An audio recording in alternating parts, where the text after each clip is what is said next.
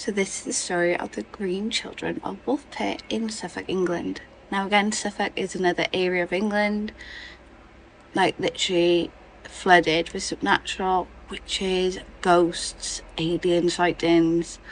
And this story in particular is very famous in Britain. For the rest of the world, I'm not too sure, but for Britain, it is a very famous story.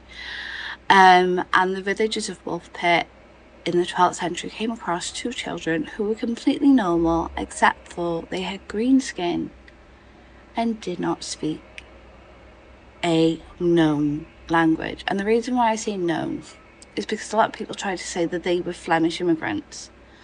So Richard de Calne had actually taken in these children, and he was a very educated man. He was well travelled, and Flemish immigrants were known in England at that time, so on his travels he would have come across Flemish language, and he would have been able not to understand the children. He wasn't fluent in the language, he wasn't well versed in the language, but the odd word or two he would have been able to pick up as Flemish, because anyone who's into linguistics will know language follows a particular pattern.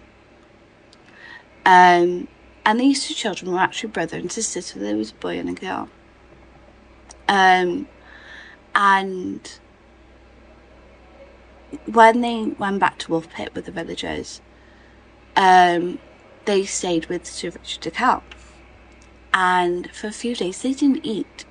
And for anyone who is well versed in the human body, or even just understands your body cannot survive a long period of time without some sort of food. You become lethargic, you start getting stomach cramps. Our body needs food.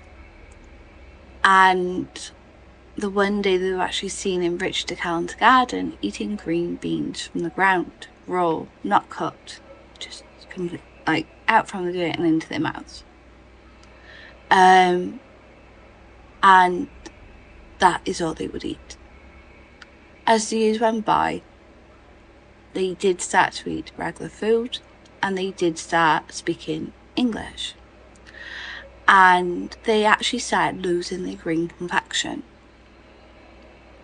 And once they were completely fluent in English, they actually told the villagers and Richard de Calne where they were from.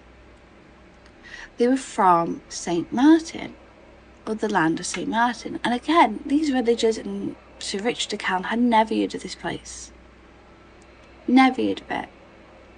And apparently the country or the land is completely covered in green. It's a completely green place. And the sun never sets. The sun never comes up even. And it's always like a twilight zone.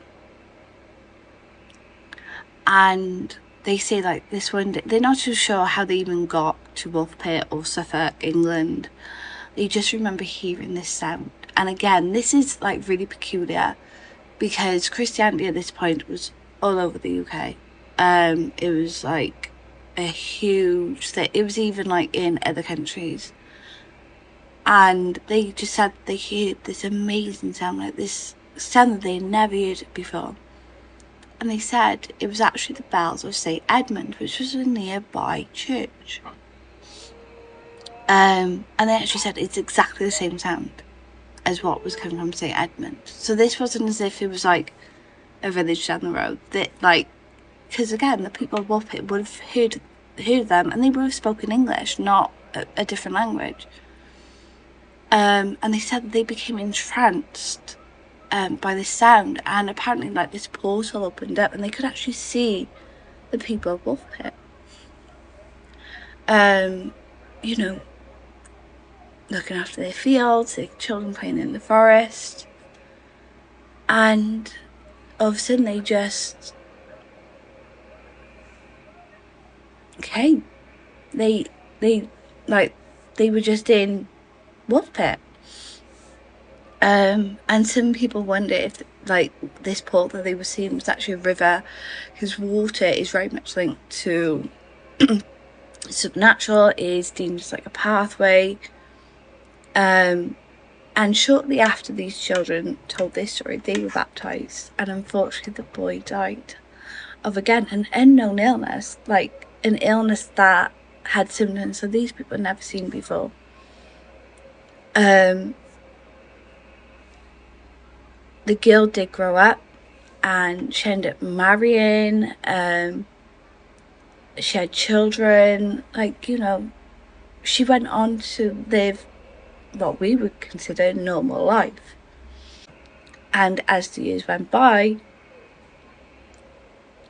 she was forgetting less and less about where she was originally from and who her brother actually was. It was as if her memories were disappearing. And it's not as if this boy died, like her brother died, but like, not long after they got there. She was of a good age when he passed away, so whether or not it was her body, her mind just couldn't deal with losing her brother and losing her homeland. But yeah, it was as if her memories were just being removed. And that is the story of the Green Children of Woolpit.